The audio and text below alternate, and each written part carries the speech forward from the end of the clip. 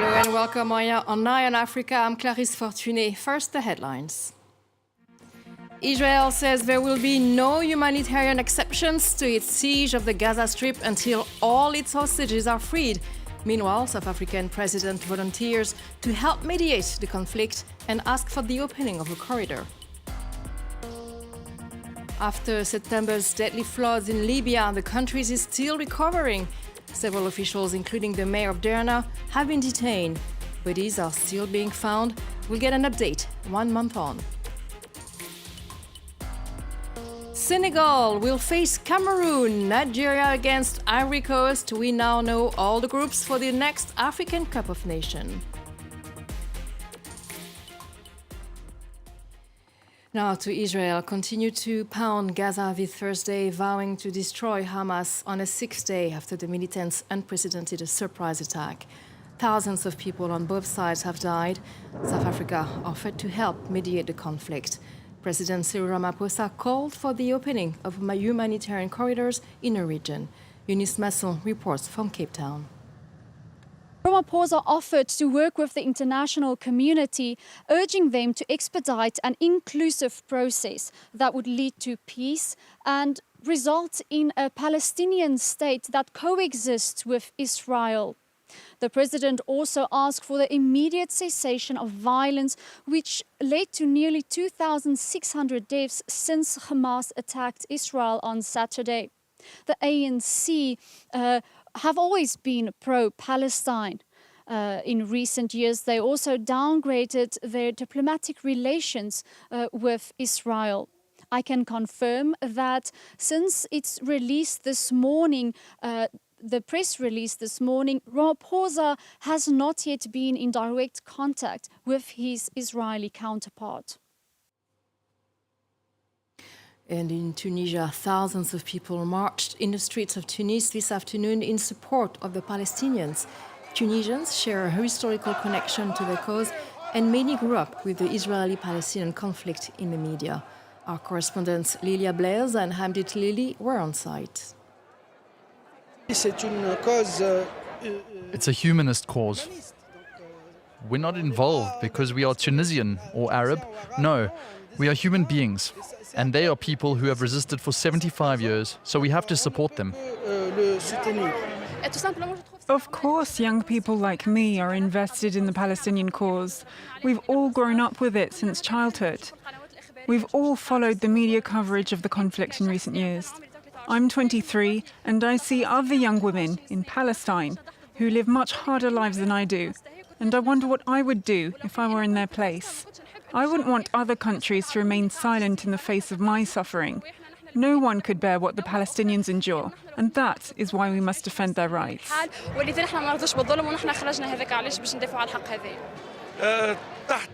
The act of demonstrating is also to send a message to all Arab people to go out into the streets and put pressure on their government to stop supporting Israel and ensure that this massacre stops. Today, as you can see, there are our children, young people, older people who are here. It's a cause that unites us all. 8 UN peacekeepers in the Democratic Republic of Congo have been detained over allegations of sexual abuse. The MONUSCO confirmed in a statement that they have been suspended in response to reports of the misconduct without giving further details. MONUSCO and other UN peacekeeping missions in Africa and beyond have long been plagued by allegations of sexual misconduct, including in Congo, Haiti, and Central African Republic. It's been a month since the deadly floods in Libya, where 2 dams collapsed, with thousands of people dead and tens of thousands left homeless by floods as a storm burst through the dams next to the East Libyan city of Derna. Caroline Lamboli gives the latest. It's been a month, and residents of Derna in Libya are still shoveling mud from inside their homes. Streets are lined with debris and broken furniture, some of it washed away during the floods, some thrown out by residents who said it had started to rot. Mahmoud has been cleaning his home for 3 weeks. He says he can't afford to pay someone else to do it. There was water everywhere, and the furniture got soaked. Everything could rot. We've asked the government to help us clean up, not just our home, but everyone's homes. It's been a month, but there hasn't been any improvement. We've been sleeping at other people's homes. Unlike others who have left the city for Benghazi or Tripoli, we refused to leave. We had to stay, so maybe the state will find a solution for us. They've asked us to register on these lists, but we haven't seen anything yet. Anger against the authorities soared in the wake of the floods. Many residents complained there hadn't been adequate warnings to evacuate. There was also incomprehension as to how two major dams burst. It was this that caused the worst damage in the city. Several current and former officials, including the mayor of Derna, have been detained on suspicion of mismanagement and negligence before the floods, but also after. The mayor in particular is under scrutiny for mismanagement of the funds allocated for the reconstruction efforts. A month after the disaster, bodies are still being recovered on a nearly daily basis. The authorities have also raised concerns about the contamination of the groundwater as they struggle to deal with the corpses, as well as dead animals, refuse, and chemical substances. France's suspension of consular services in Niger and Mali because of military takeovers there has left many West African students in limbo. Visa applications to study in France have not been processed, and researchers and artists have also had their opportunities for work and collaboration curtailed. Camille Nedelec.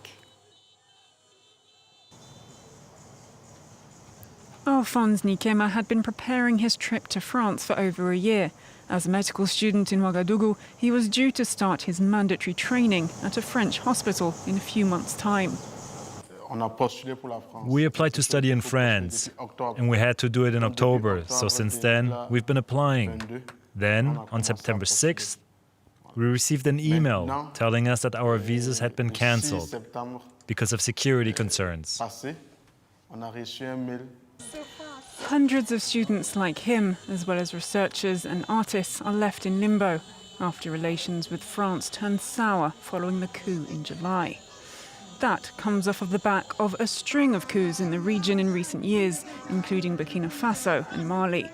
France, the former colonial power, closed its consular services in the region due to security concerns, and long-standing cultural ties are strained. Students are forced to look for a plan B. In the end, I'm not too desperate. I'm going to do my dissertation in international law. I will do it, with the assurance that I could even do it here or in Canada or Switzerland, for example, even in Belgium. There are concerns that the hiatus on issuing visas could further fuel anti-French rhetoric in the country, as dreams, as well as paperwork, are delayed. And we now know the groups qualified for the Africa Cup of Nations in Ivory Coast. Abidjan will bring together in Africa's top football stars from January 13th until February 11th. So let's have a look. Let's have a look at some of those groups, starting with the super group, Group C, with Senegal, Cameroon, Guinea, and the Gambia. Group A as well. There's Ivory Coast, who will be facing Nigeria, Equatorial Guinea, and Guinea-Bissau. Earlier, I asked Karim Balde, sport journalist, what to expect.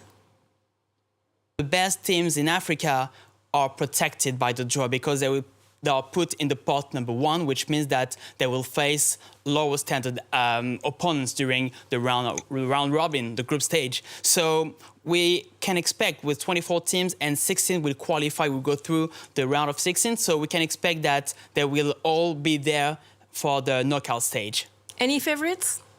Well, in my opinion, I will put some euros or dollars on Morocco because they are going better and better and they have great players in every position, from the goalkeeper, Bunu, to forwards. So I will try to put a little bit of money on Morocco. We are missing out in action for example, for games, for football practice. Yeah, because we are in the midst of an international period, which means that Morocco, Côte d'Ivoire, and other African teams are about to play friendly games this week and next week. And that's the reason why they postponed the Senegal game scheduled against Mali, which was scheduled on this day, on this Thursday. So it's quite surprising to see that the draw has more importance than sporting competitions, even if these are only friendlies. But the CAF could have put this ceremony earlier or maybe later on. So 93 days before the kickoff, Do you foresee any challenges? Yeah, challenges for the team in the midst of a very busy schedule, a very busy calendar because of the pandemic first, which saw the AFCON 2021 postponed to 2022. And then the next AFCON after the one in Côte d'Ivoire in January, February will be held in the summer in June, July of 2025, which means that we'll have many qualifiers in the same time for the FIFA World Cup 2026 that will start in November, and we'll see after the AFCON, we'll see other qualifiers for the next AFCON 2025, which means that there will be a lot of games and a few international windows. So we'll see how the national teams will cope with that. Can you also explain why we call it 2023 when it's happening actually in 2024? It must be confusing for some people who don't know anything about football. Yes, obviously, but that's because of the pandemic.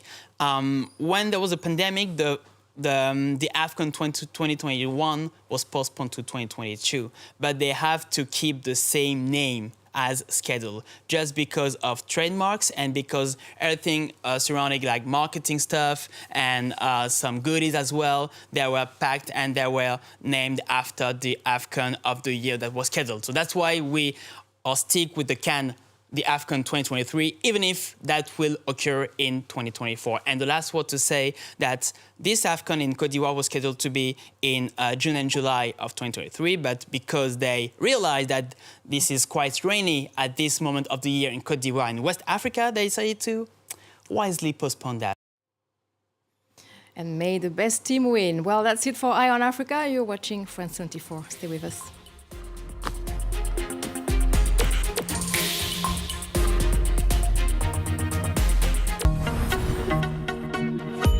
Join us on Down to Earth, where we explore the incredibly complex relationship between humans and our planet. We meet the people behind fascinating environmental, health, and technological innovations in a bid for sustainable solutions to our changing world. Down to Earth on France 24 and France24.com.